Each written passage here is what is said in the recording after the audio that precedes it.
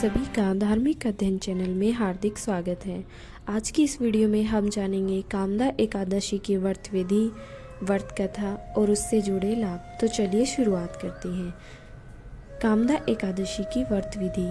कामदा एकादशी के दिन सुबह उठकर स्नान के पश्चात स्वच्छ वस्त्र धारण करने चाहिए। इसके बाद व्रत का संकल्प लिया जाता है। पूजा करने के लिए लकड़ी की चौकी पर लाल कपड़ा बिछाकर भगवान विष्णु की प्रतिमा स्थापित की जाती है।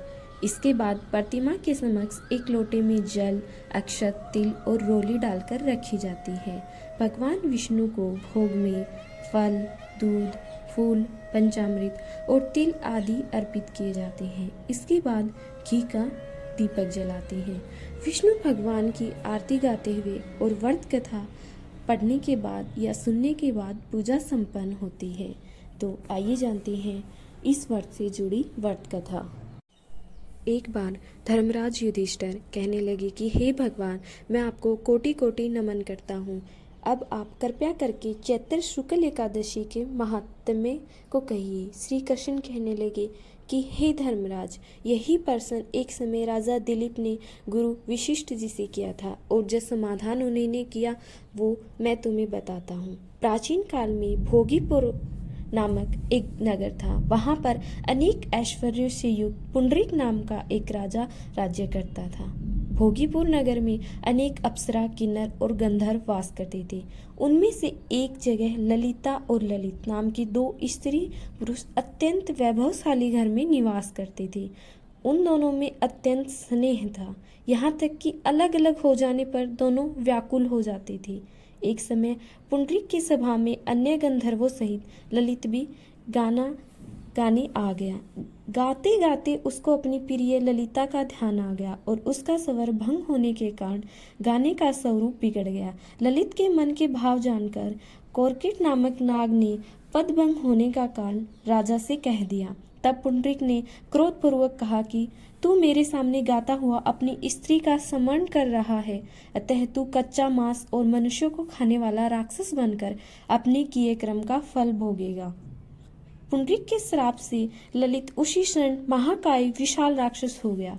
उसका मुख अत्यंत भयंकर, नेत्र सूर्य चंद्रमा की तरह प्रदीप्त तथा मुख से अग्नि निकलने लगी। उसकी नाक पर्वत की कंधरा के समान विशाल हो गई और गर्दन पर्वत के समान लगने लगी। सिर के बाल पर्वतों पर खड़े वृक्षों के समान लगने लगे तथा भुजाएं अत्यंत लंबी हो गई। कुल मिलाकर उसका शरीर 8 योजन के विस्तार में हो गया। इस प्रकार राक्षस होकर वह अनेक प्रकार के दुख भोगने लगा। जब उसकी प्रियतमा ललिता को यह वृतांत मालूम हुआ तो उसे अत्यंत खेद हुआ और वह अपने पति के उद्धार का यत्न सोचने लगी। वह राक्षस उनके अनेक प्रकार के घोर दुख सहता हुआ घने वनों में रहने लगा। उसकी स्त्री उसके पीछे पीछे जाती और विलाप करती।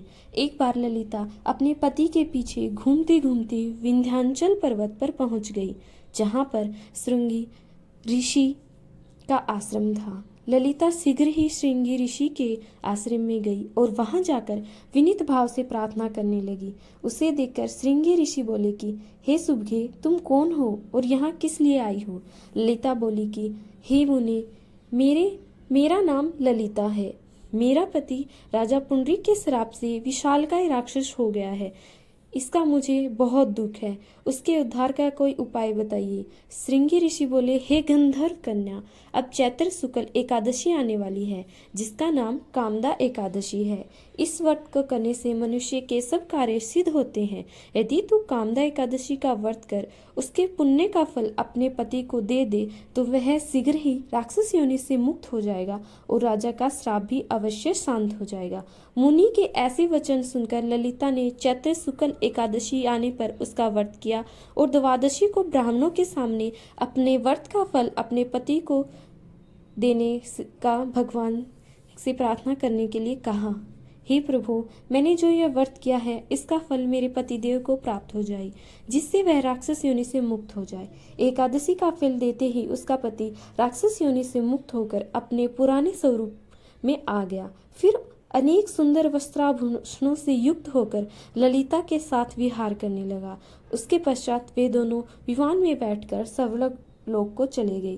विशिष्ट मुनि कहने लगी कि हे राजन, इस व्रत को विधि पूर्वक करने से समस्त पाप नाश हो जाते हैं तथा राक्षस आदि की योनि भी छूट जाती है। संसार में इसके बराबर कोई और दूसरा व्रत नहीं है।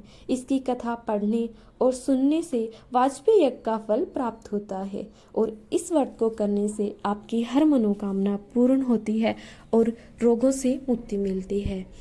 अगर आपको वीडियो पसंद आई हो तो चैनल को लाइक, शेयर और सब्सक्राइब करें।